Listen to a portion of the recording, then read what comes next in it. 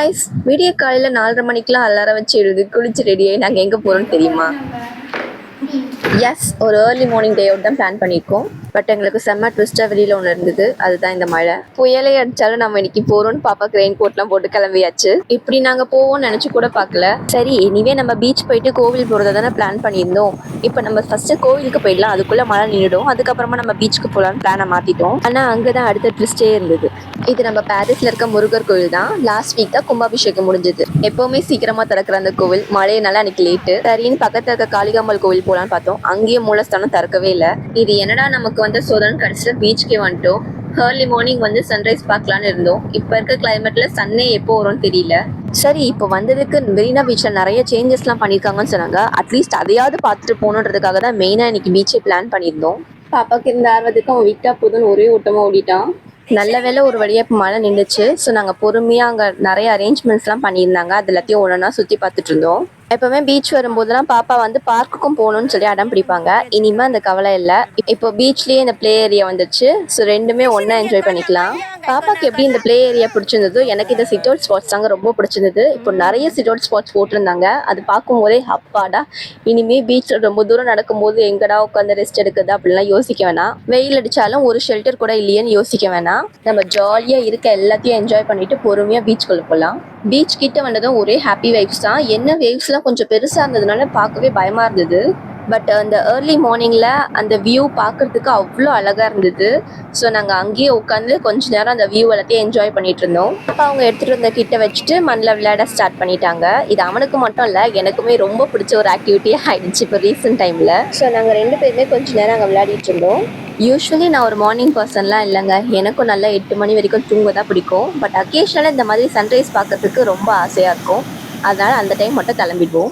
கொஞ்ச நேரத்தில் அவங்க அப்பாவும் எங்கள் கூட விளையாட ஜாயின் பண்ணிட்டாங்க.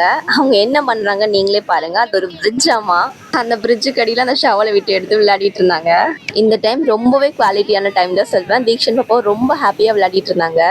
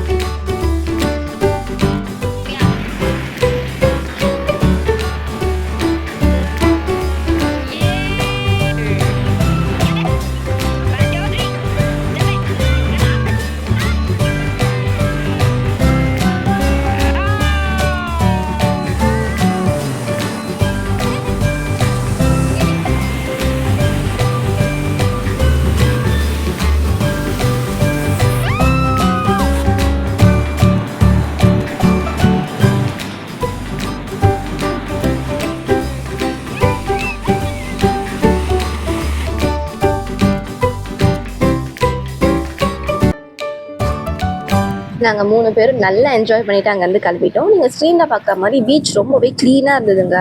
2-3 டிராக்டர்ஸ் வச்சு அவங்க அங்கே இருக்க குப்பைங்கள்லாம் க்ளீன் பண்ணுறதெல்லாம் எங்களால் பார்க்க முடிஞ்சுது. இந்த சேஞ்சஸில் ரொம்பவே அப்ரிஷியேட் பண்ண வேண்டிய விஷயம் தான்.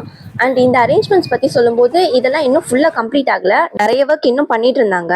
ஸோ சூன் இந்த ஒர்க்லாம் முடிஞ்சதுக்கப்புறம் பீச் இன்னுமே ரொம்ப அழகாக இருக்கும்னு நினைக்கிறேன். ஆல்ரெடி பீச்சில் நல்லா விளையாடுனதால பாப்பா இந்த ப்ளே ஏரியாலாம் விளையாடுறதுக்கு பெருசாக இன்ட்ரெஸ்ட் காட்டல. டைம் வேறு ரொம்பவே ஆயிடுச்சு. ஸோ அவங்க அப்பா அவனை தூக்கிட்டு ஒரே ஓட்டமாக ஓடிட்டாங்க.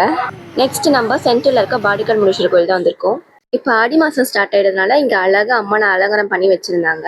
இந்த கோவிலில் சாமி பார்த்துட்டு அடுத்ததாக கந்தக்கோட்டம் தான் போயிருந்தோம். பெயிண்டிங் ஒர்க்லாம் பண்ணி கோவில் இன்னும் ரொம்ப அழகாக இருந்தது.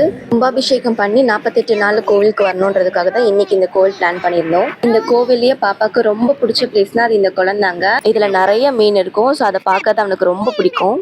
அடுத்ததான் இங்கேருந்து பக்கத்தில் இருக்க நம்ம காளிகாம்பாள் கோவில் தான். காலையில் மூலஸ்தானம் பார்க்க முடியல இல்லையா, அதனால திரும்ப வந்திருந்தோம். ஃபைனலி ஒரு நல்ல மெமரிஸ் கிரியேட் பண்ண ஹாப்பினஸோட நாங்கள் வீட்டுக்கு போகும்போது மணி 9 ஆயிடுச்சு. இந்த வீடியோவில் பார்க்கலாம். அது வரைக்கும் stay tune to others world.